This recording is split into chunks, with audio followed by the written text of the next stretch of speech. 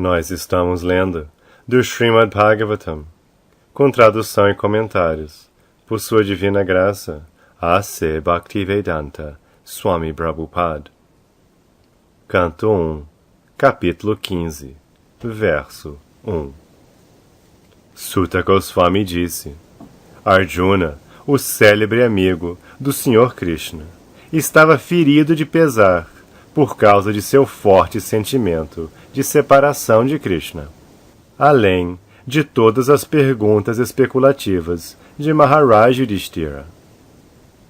Significado: estando demasiadamente aflito, Arjuna ficou praticamente em estado de choque, e portanto não lhe foi possível responder adequadamente às várias perguntas especulativas de Maharaj Yudhishthira. Verso 2.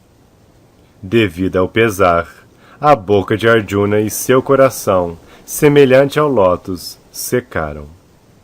Portanto, seu corpo perdeu todo o brilho. Agora, relembrando o Senhor Supremo, ele mal podia proferir uma palavra em resposta.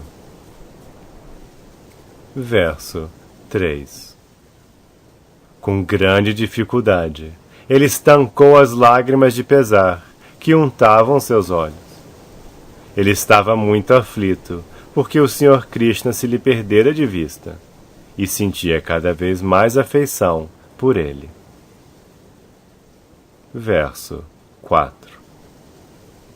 Relembrando o Sr. Krishna e seus bons votos, benefícios, relações familiares íntimas, e seu dirigir de quadriga, Arjuna, constrangido e respirando pesadamente, começou a falar. Significado: o Ser Vivo Supremo é perfeito em todas as relações com seu devoto puro. Sri Arjuna é um dos típicos devotos puros do Senhor, reciprocando na relação de fraternidade. E os tratos do Senhor com Arjuna são demonstrações de amizade da mais elevada e perfeita ordem. Ele era não somente um bem-querente de Arjuna, mas também, na verdade, um benfeitor. E para fazer isso ainda mais perfeito, o Senhor atou-o a uma relação familiar, arranjando o casamento de Subhadra com ele. E, acima de tudo, o Senhor concordou em tornar-se quadrigário de Arjuna para proteger seu amigo dos riscos da guerra. E o Senhor ficou realmente feliz quando estabeleceu os Pandavas no governo de todo o mundo. Arjuna lembrou todas essas coisas, uma após a outra, e assim ele ficou comovido com tais pensamentos. Verso 5. Arjuna disse: Ó Rei, a suprema personalidade de Deus, Hari, que me tratou exatamente como um amigo íntimo, deixou-me sozinho. Desse modo, meu poder surpreendente, que pasmava até mesmo os semideuses, já não está comigo. Significado: no Bhagavad Gita 10.41, o Senhor diz: qualquer pessoa especificamente poderosa e opulenta, em riqueza, força, beleza, conhecimento e tudo que é materialmente desejável, deve ser considerada como nada mais que um produto de uma porção insignificante da totalidade de minha energia.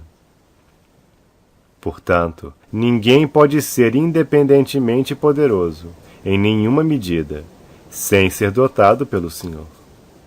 Quando o Senhor desce à terra, juntamente com seus associados sempre liberados, ele não somente mostra a energia divina que ele mesmo possui, mas também dota de poder seus devotos associados, com a energia necessária para executar sua missão de encarnação.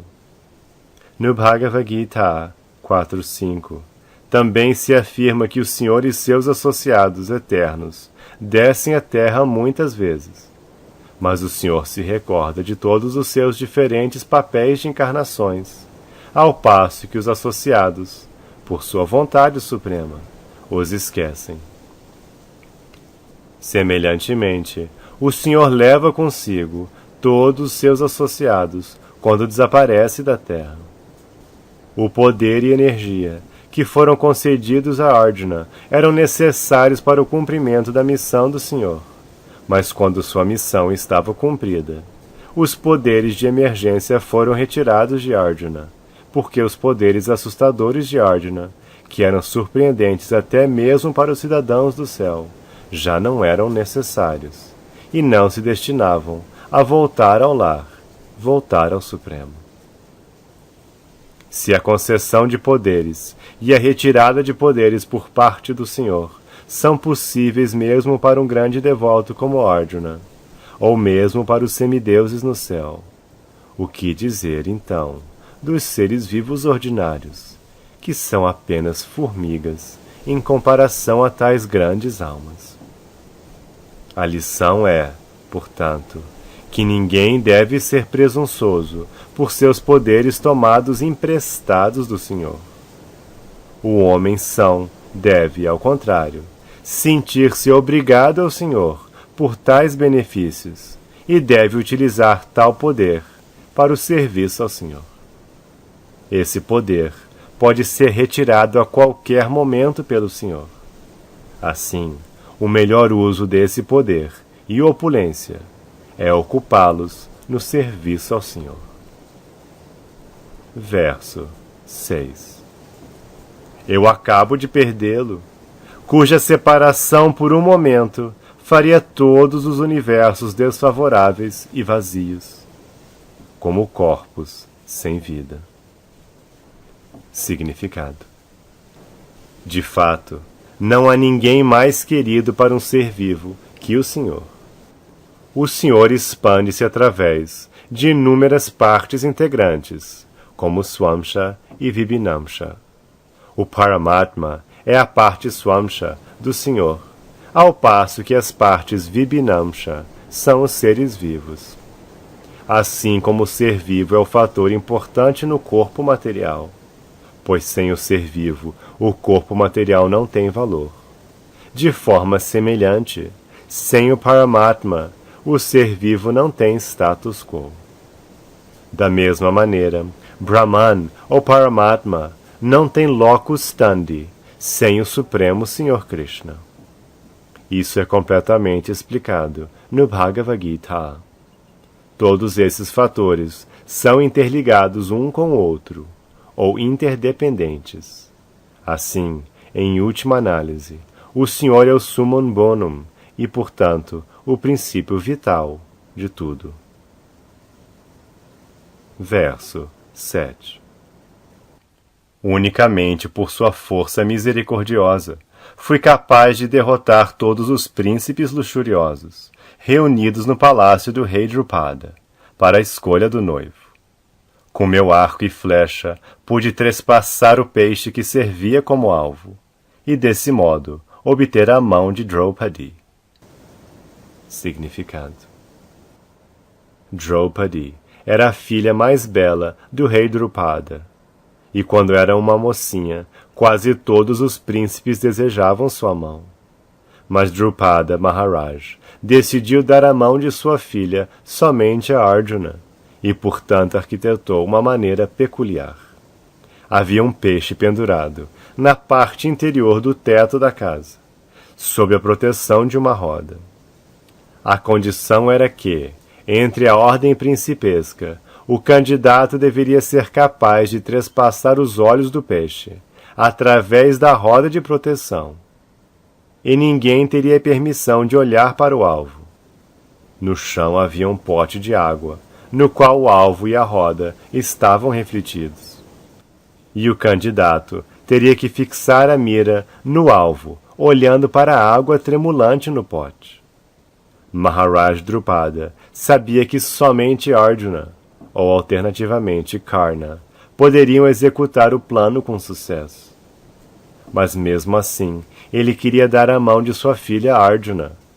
E na assembleia da ordem principesca, quando Drishtadyumna, o irmão de Draupadi, apresentou todos os príncipes à sua irmã crescida, Karna também estava presente na competição.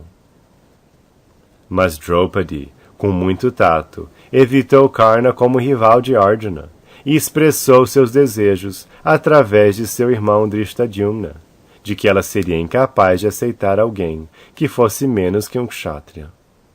Os Vaishyas e Shudras são menos importantes que os kshatriyas. Karna era conhecido como o filho de um carpinteiro, um Shudra.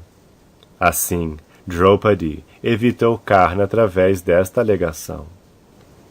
Quando Arjuna, vestido como um pobre brahmana, trespassou o difícil alvo, todos ficaram atônitos. E todos eles, especialmente Karna, desafiaram Arjuna para uma acirrada luta.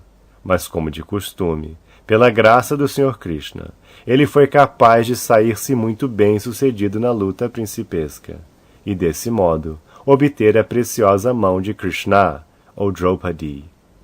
Arjuna está entre lamentos, relembrando o incidente na ausência do Senhor, por cuja força apenas ele era tão poderoso.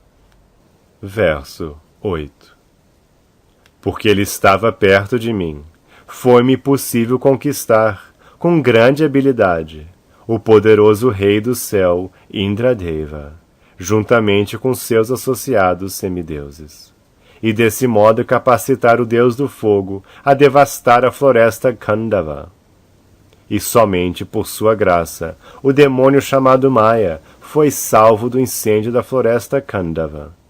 E assim pudemos construir nossa casa de assembleia de maravilhosa manufatura arquitetural, onde todos os príncipes se reuniram durante a execução do Rajasuya Yagna e pagaram-te tributos. Significado: o demônio Maya Dhanava era um habitante da floresta Khandava, e quando a floresta Khandava foi incendiada, ele pediu proteção a Arjuna. Arjuna salvou sua vida, e como resultado disso, o demônio sentiu-se agradecido. Ele retribuiu construindo maravilhosa casa de assembleia para os Pandavas, que atraía a atenção extraordinária de todos os príncipes do estado. Eles sentiram o poder sobrenatural dos Pandavas, e assim, sem ressentimento, todos eles submeteram-se e pagaram tributos ao imperador. Os demônios possuem poderes maravilhosos e sobrenaturais para criar maravilhas materiais, mas eles são sempre elementos perturbadores da sociedade. Os demônios modernos são os nocivos cientistas materiais, que criam algumas maravilhas materiais para o distúrbio na sociedade. Por exemplo, a criação de armas nucleares tem causado pânico na sociedade humana. Maya também era um desses materialistas, e ele conhecia a arte de criar essas coisas maravilhosas. E, todavia, o Sr. Krishna queria matá-lo. Quando foi acossado tanto pelo fogo quanto pela roda do Sr. Krishna, ele refugiou-se num devoto tal como Arjuna, que o salvou da ira do fogo do Sr. Sri Krishna. Portanto, os devotos são mais misericordiosos que o Senhor. E no serviço devocional, a misericórdia de um devoto é mais valiosa que a misericórdia do Senhor. Tanto o fogo quanto o Senhor pararam de perseguir o demônio quando ambos viram que o demônio recebera o refúgio de um devoto tal como Arjuna. Esse demônio, sentindo-se obrigado a Arjuna, quis prestar-lhe algum serviço para mostrar sua gratidão. Mas Arjuna recusou-se a aceitar dele qualquer coisa em troca. O Sr. Sri Krishna, contudo, estando satisfeito com Maya, pelo fato dele ter se refugiado num devoto, pediu-lhe que prestasse serviço ao rei Yudhishthira, através da construção de uma maravilhosa casa de assembleia. O processo é que, pela graça do devoto, obtém-se a misericórdia do Senhor, e pela misericórdia do Senhor, obtém-se uma oportunidade de servir ao devoto. A massa de Bhimasena também foi um presente de Maya Dhanava. Verso 9.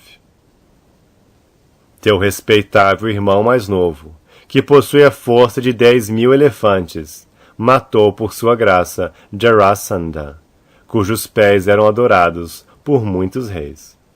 Esses reis tinham sido trazidos para sacrifício no Mahabhairava Yagna de Jarasandha, mas então foram libertados. Mais tarde, eles pagaram tributo à vossa majestade. Significado: Jarasandha era um rei muito poderoso de Magadha, e a história de seu nascimento e atividades também é muito interessante. Seu pai, o rei Brihadrata, também era um próspero e poderoso rei de Magadha, mas ele não tinha filhos, embora tivesse se casado com 2 filhas do rei de Kashi.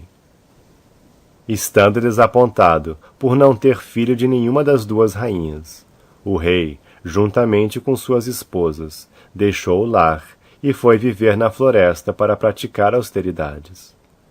Mas na floresta ele foi abençoado por um grande rishi a ter um filho. O rishi deu-lhe uma manga a ser comida pelas rainhas. As rainhas o fizeram, e muito prontamente ficaram grávidas. O rei ficou muito feliz de ver as rainhas gerando filhos. Mas quando o tempo adequado se aproximou, as rainhas deram à luz uma criança em 2 partes, cada uma do ventre de cada rainha. As 2 partes foram atiradas na floresta, onde vivia uma grande demônia, a qual ficou contente por ter alguma carne tenra e sangue de uma criança recém-nascida. Por curiosidade, ela juntou as 2 partes, e a criança ficou completa e recobrou a vida. A demônia era conhecida como Jara, e, sentindo compaixão do rei sem filhos, ela foi até o rei e presenteou-o com a bela criança. O rei ficou muito satisfeito com a demônia e quis recompensá-la de acordo com o desejo dela. A demônia expressou o desejo de que a criança recebesse um nome de acordo com o seu, e assim a criança foi denominada Jarasandha, ou aquele que foi juntado por Jara, a demônia. De fato, esse Jarasandha nasceu como uma das partes integrantes do demônio Viprachiti. O santo por cujas bênçãos as rainhas conceberam a criança chamava-se Chandra Kaushika, que predisse sobre a criança diante de seu pai Brihadrata.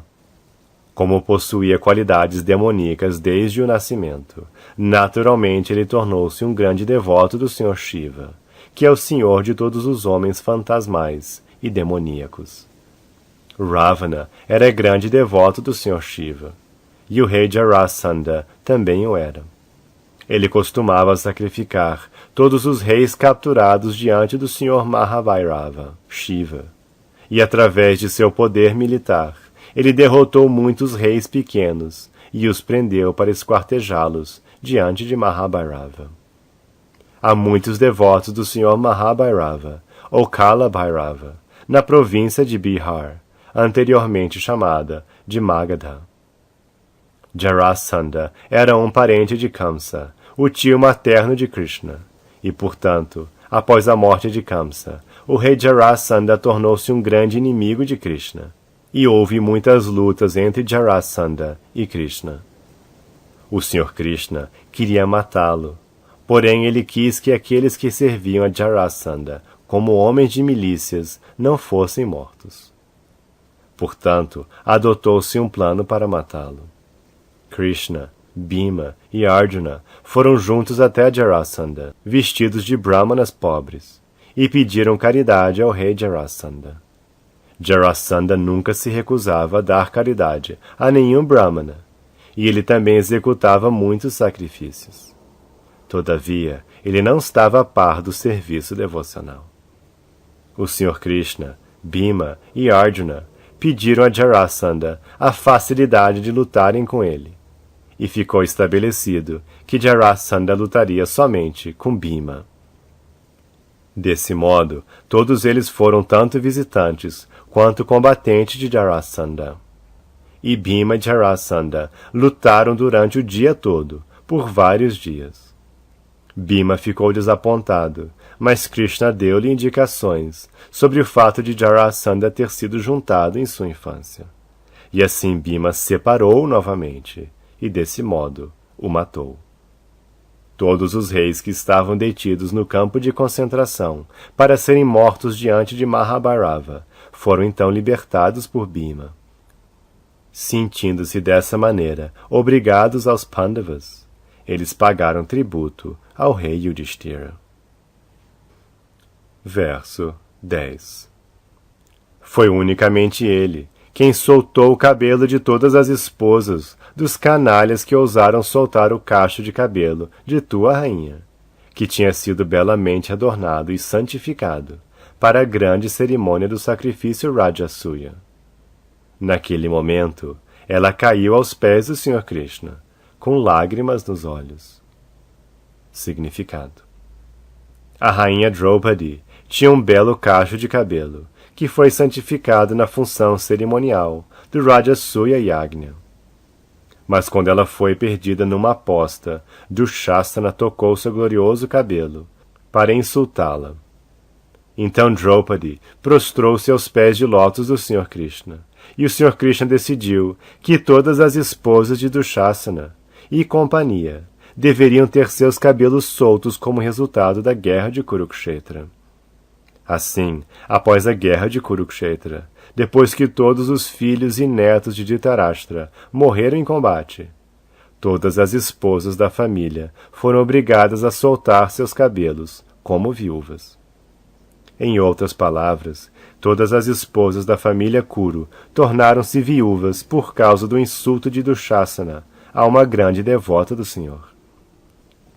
O Senhor pode tolerar insultos contra si mesmo por parte de qualquer canalha, porque o pai tolera mesmo os insultos do filho. Mas ele nunca tolera insultos a seus devotos.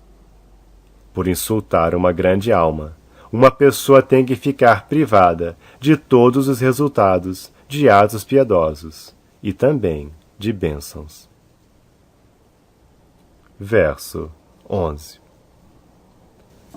Durante nosso exílio, Durvasa Muni, que come com seus 10.000 discípulos, fez uma intriga junto a nossos inimigos para colocar-nos em perigoso apuro. Naquele momento ele, Sr. Krishna, salvou-nos simplesmente por aceitar as sobras de comida. Por ele ter aceitado comida desta maneira, a Assembleia de Munis, enquanto se banhava no rio, sentiu-se suntuosamente alimentada. E todos os 3 mundos também ficaram satisfeitos. Significado: Durvasa Muni, poderoso Brahmana místico, determinado a observar os princípios da religião, com grandes votos e sob estritas austeridades. Seu nome está ligado a muitos eventos históricos, e parece que o grande místico podia ser tanto facilmente satisfeito quanto facilmente aborrecido, como o Sr. Shiva. Quando estava satisfeito, podia fazer bem enorme para o servidor, mas se ficava insatisfeito, podia provocar a maior das calamidades. Kumari Kunti, na casa de seu pai, costumava ministrar todos os tipos de serviços a todos os grandes brahmanas. E estando satisfeito com sua boa recepção, Durvasa Muni a abençoou com o poder de chamar qualquer semideus que desejasse. Compreende-se que ele era uma encarnação plenária do Sr. Shiva, e assim ele podia ser ou facilmente satisfeito ou facilmente aborrecido. Ele era um grande devoto do Sr. Shiva, e por ordem do Sr. Shiva, ele aceitou o sacerdócio do rei Shvetaketu, por causa da execução de sacrifícios por parte do rei durante 100 anos. Às vezes ele costumava visitar a Assembleia Parlamentar do Reino Celestial de Indradeva. Ele podia viajar no espaço através de seus grandes poderes místicos. E compreende-se que ele viajava a grandes distâncias através do espaço, mesmo até os planetas Vaikunta, além do espaço material. Ele viajou por todas essas longas distâncias dentro de 1 ano, durante sua desavença com o rei Ambarisha, grande devoto e imperador do mundo.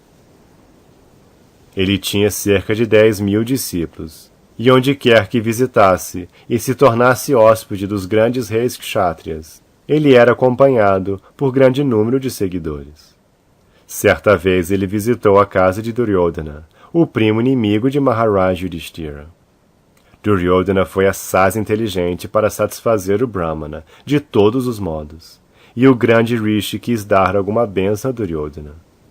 Duryodhana conhecia seus poderes místicos, e também sabia que aquele Brahmana místico, se insatisfeito, podia causar qualquer estrago.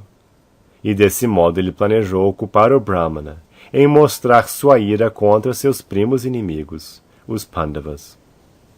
Quando Rishi quis conceder alguma bênção a Duryodhana, este quis que ele visitasse a casa de Maharaj Yudhishthira, que era o mais velho e principal entre todos os seus primos.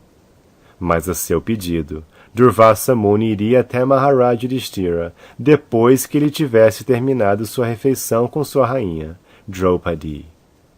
Duryodhana sabia que após o jantar de Draupadi, seria impossível para Maharaj Yudhishthira receber tamanho número de visitantes brahmanas. E assim o Rishi ficaria aborrecido e criaria algum problema para seu primo Maharaj Yudhishthira.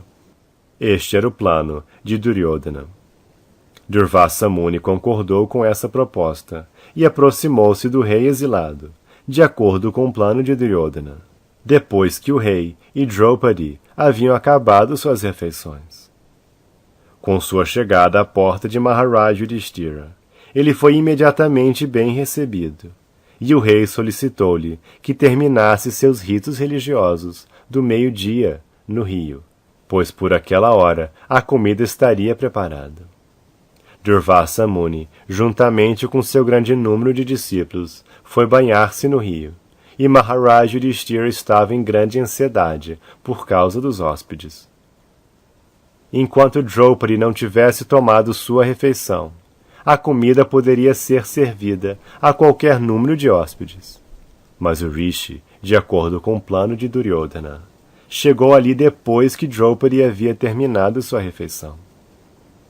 Quando os devotos são postos em dificuldades, eles têm uma oportunidade de recordar o Senhor com concentrada atenção.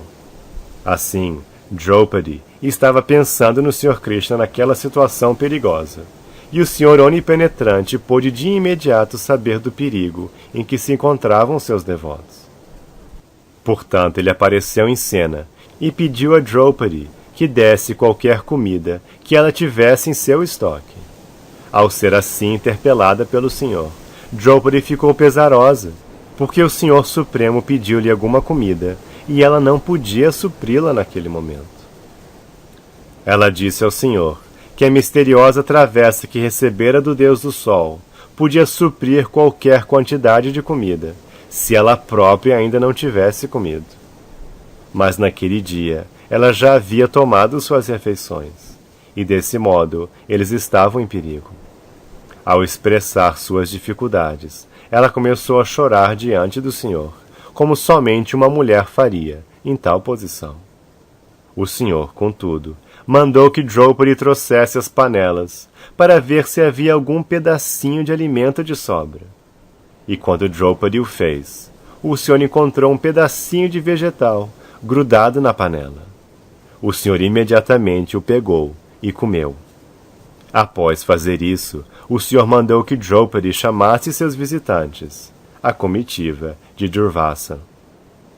Bhima foi enviado para chamá-los no rio. Bhima disse: "Por que vós demorais, senhores? Vinde, a comida está pronta para vós." Mas os brahmanas, devido a que o Sr. Krishna aceitara uma pequena partícula de comida, sentiam-se suntuosamente alimentados, mesmo enquanto estavam na água.